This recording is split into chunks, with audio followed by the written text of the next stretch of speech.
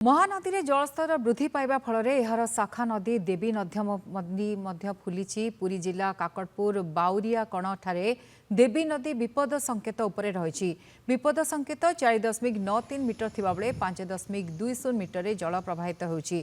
नदी रे बड़ बड़ भौरी सृष्टि होइतबारु स्थानीय लोकंक मन रे भयर वातावरण सृष्टि होइछि। एने सेठार अधिक सूचना देउछन्ते आम प्रतिनिधि मानस खंडवाल।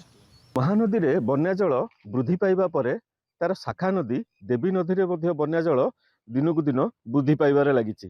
गतकाली विपद संकेत तले बन्या जल प्रभावित होउथिया बेले आज सकाळे विपद संकेत उपरे बन्या जल प्रभावित होउछि। तेबे मो सहयोगी कहबी से दृश्य देखैबे ये होउछि अस्तरंग ब्लॉक रो अंचल ये जो बाउरिया कण बंधरे आमे अछु एबे देखि पारुथिबे केते जोर रे देवी नदी एबे बन्या जल एबे प्रभावित होउछि। काना जो रही महानदी पाखापाखि 60 भाग बन्या जल मुंडुली दे यही देवी नदी में प्रभावित हो समुद्र रे मिसी थाए। तेबे आम सहित एठिकार स्थानीय बासिंदा जोड़ी हेलेनी।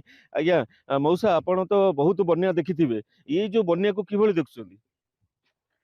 देखु तो एबागिया कोन देखुछन्ती? ए बन्या आमुची आ कोन खेती करिवो बन्या आपणकर? कोन आम तळी फळी सब कोन ओलाय पर खेती कोन जाईची तो? चासी हां आम तळी आ रुआ रुई हे पाउनी हम्म।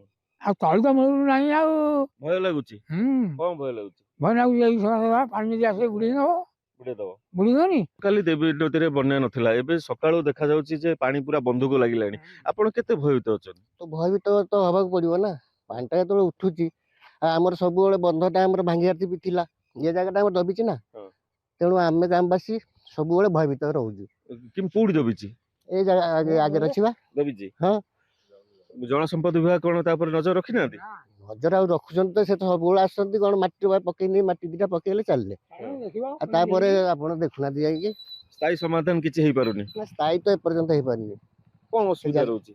असुविधा कौन रोचे सी प्रशासन जान ना आईटा कौन आम कहीपर ग्रामवासी काली आसलु जो सकाଳେ पानी माने विपद संकेत तले थिला। आज सकाळे देखला विपद संकेत ऊपर भासु जेहेतु आम स्थानीय बासिंदा आम मन भी सेमती आशंका जे काले पानी माड़ी आसो जे आमर ये जगह बंध खराब अच्छी ना प्रशासन किसी दायित्व अच्छी ना किसी अच्छी आसिले दी बाल्टी माने दी ट्रैक्टर 3 ट्रैक्टर माटी पकई सामान करदे एत बड़ बन्या को से बंध केमती संभाल प्रशासन तापाई कौन तत्परता अच्छी आम आज पर्यटन समस्ते आम अंचल जिते भी लोक बासिंदा चाषबास सब बंद हो पड़ी अंचल लोक समस्ते भयभीत होती यही सब हिसाब से जहाँ भगवान जो बढ़ीटा नई भितर भितर चलीज से समस्ते आम सुरक्षित रहू।